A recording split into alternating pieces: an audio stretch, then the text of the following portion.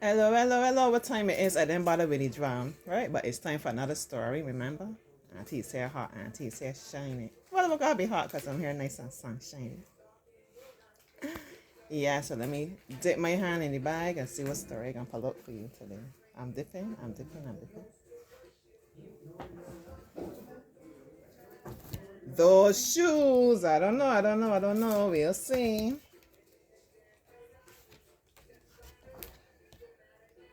This is a Father's Day edition of Storytime. It's not necessarily a Father's Day kind of book.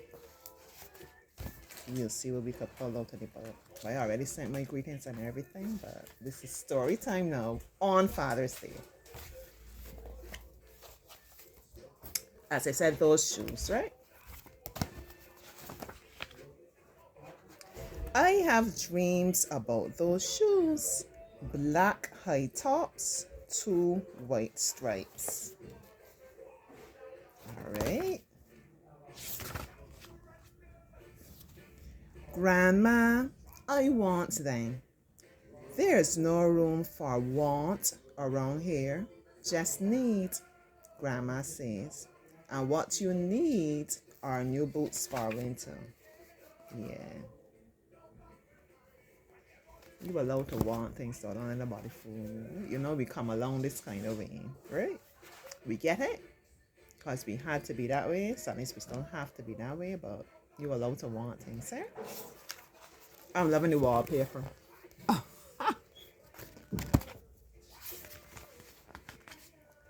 Brandon T comes to school in those shoes.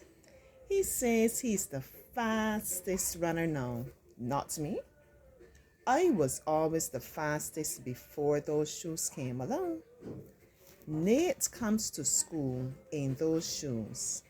Antonio and I count how many times Nate goes to the bathroom. 7 times in one day. Just so he can walk up and down the hall real slow. Nate showing off the shoes. Next, Alan Jacoby and Terrence each get a pair. Oh dear. Really rubbing it in, you know? Then one day, in the middle of kickball, one of my shoes comes apart. Looks like you could use a new pair, Jeremy, Mr. Alfrey, the guidance counselor says. He brings out a box of shoes and other stuff he has for kids who need things. He helps me find the only shoes that are my size, Velcro, like the ones my little cousin Marshall wears. They have an animal on them from a cartoon I don't think any kids ever watch. Oh dear. Insulting my poor boy pride, right? Yeah.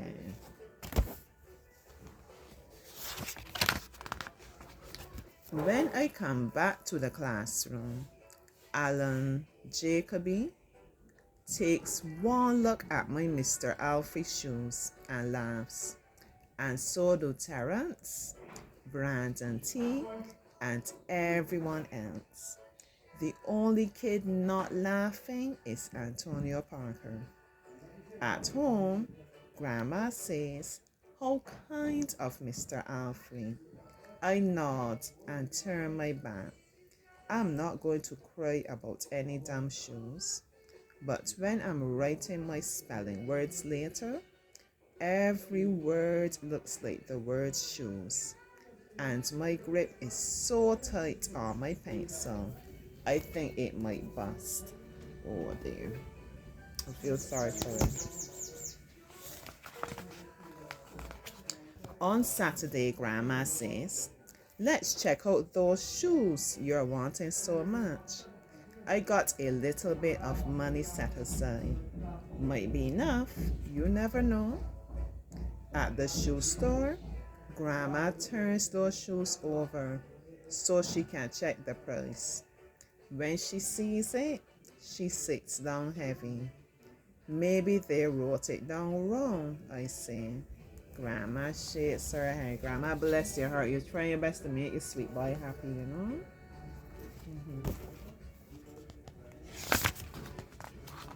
Then I remember the thrift shops. What if there's a rich kid who outgrew his or got two pairs for Christmas and had to give one of them away? We ride the bus to the first thrift shop. Black cowboy boots, pink slippers, sandals, high heels, every kind of shoes except the ones I want. We ride the bus to the second thrift shop. Not a pair of those shoes in sight. Around the corner is the third thrift shop. I see something in the window. Thrift shop. Who goes thrifting? I've honestly never tried it.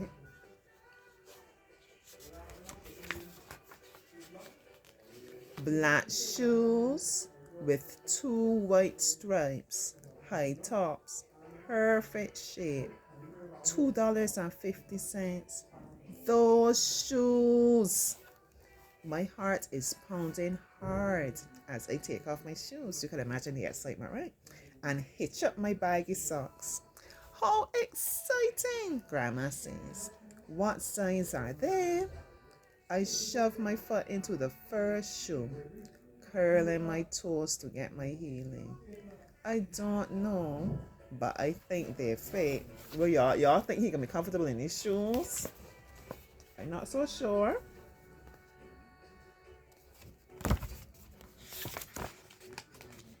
Grandma kneels on the floor and feels for my toes at the end of the shoe. Oh, Jeremy, she says, I can't spend good money on shoes that don't fit. I put the other shoe on and try to walk around. They're okay, I say, holding my breath and praying that my toes will fall off right then and there. But my toes don't fall off. I buy them anyway with my own money and I squeeze them on and limp to the bus stop. You see what the torture he put himself through? As you all feel accepted when he could fit in, right? You know Auntie could say so much, but Auntie holding it in for now and focusing on the story. At home a few days later, Grandma puts a new pair of snow boots in my closet and doesn't say a word about my two big feet shuffling around in my two small shoes. Sometimes shoes stretch, I say. Grandma gives me a hug. Look, the boy got all the plasters there on the foot, look.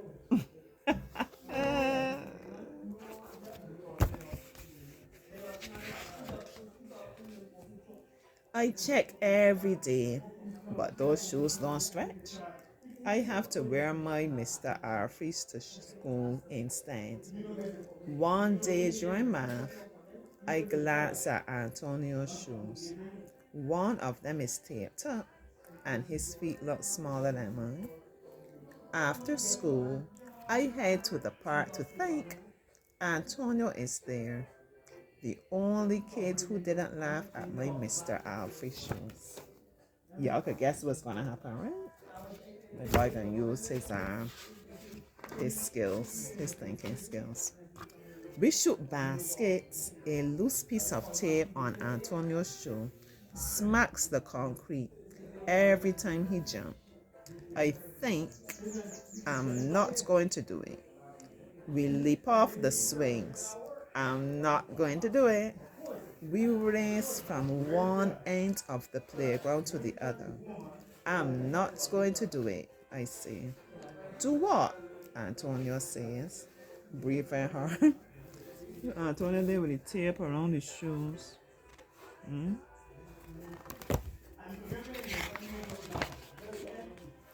Grandma calls me for supper and invites Antonio over too.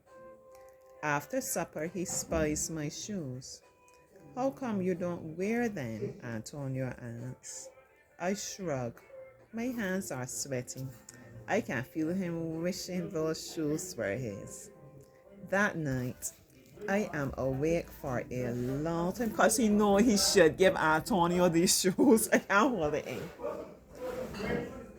I am awake for a long time thinking about Antonio. When morning comes, I try on my shoes one last time.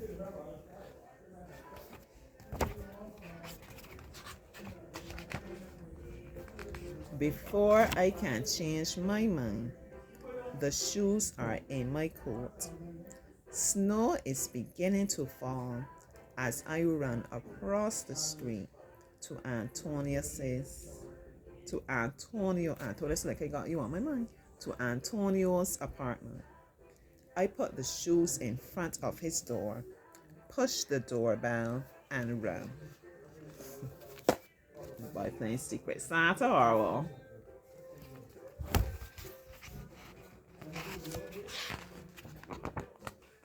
At school, Antonio is smiling big in his brand new shoes.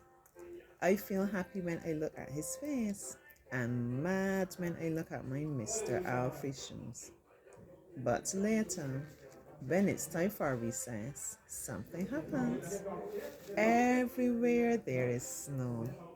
Leave your shoes in the hall and change into your boots, the teacher announces. Leave your shoes in the hall. It's then I remember what I have in my backpack. Backpack. New boots. New black boots that no kid has ever worn before. Auntie smiling. Standing in line to go to recess. Antonio leans forward and says thanks. I smile and give him a nudge.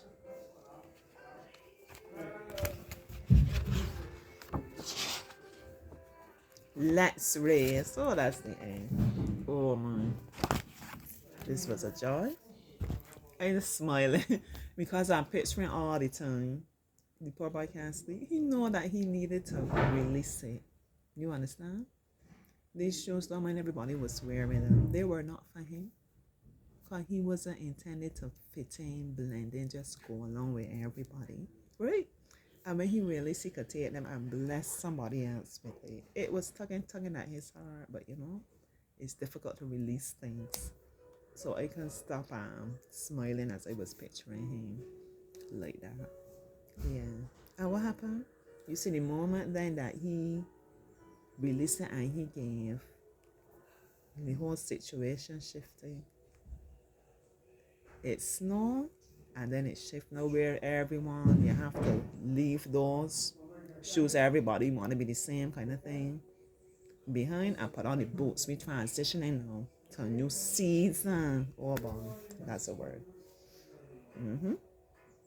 But all along when he wasn't seen and poor granny there trying her best and he tried to force his foot into these shoes. They weren't supposed to fit him because they were not for him. You can't force yourself to fit in a place where you don't belong. Right? Wow, wow, wow. And when it changed now, he is the leader. He is the trendsetter. He is the one that's wearing something that had not been worn before. When I say had not been worn before, like a new style, a new, he's the trendsetter. He's the leader. He was never meant to be a follower. Yeah, that book was a blessing. That book was really a blessing.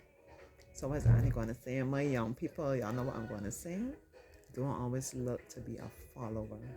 Understand you can also lead. I know what it is to feel left out, to feel that you don't belong, and everybody got this, everybody got that, and not you for whatever reason. I get it. You gotta be able to value yourself more than just having this and having that. Understand your worth. Okay? I know it's something that comes with time. But try your best. That's my prayer for you. You will reach the place that you can value your worth. Understand you are more than fancy shoes. You're more than a fancy bag, the latest hair, the water kind of thing. Come to understand who you are and what you have to offer to others. Okay? All right. That's my prayer. Once again, a happy Father's Day. Listen, speaking to young people again, go and love up your father. in every day that things, as they say, will feel perfect. Some days daddy might do things that get on your nerves, daddy looking out for you. Daddy might not let you have your way all the time, but daddy has your best interest at heart. I let daddy know he's appreciated, that you see and you appreciate all that he does for you. All right? Bye-bye. Everybody stay sweet. Now, what we doing? We're sharing the gifts that we have with others. We are trying to blend in. We coming to understand who we are. We owning ourselves. We staying true to ourselves. Okay? And we shining brightly for the whole world to see. Bye-bye.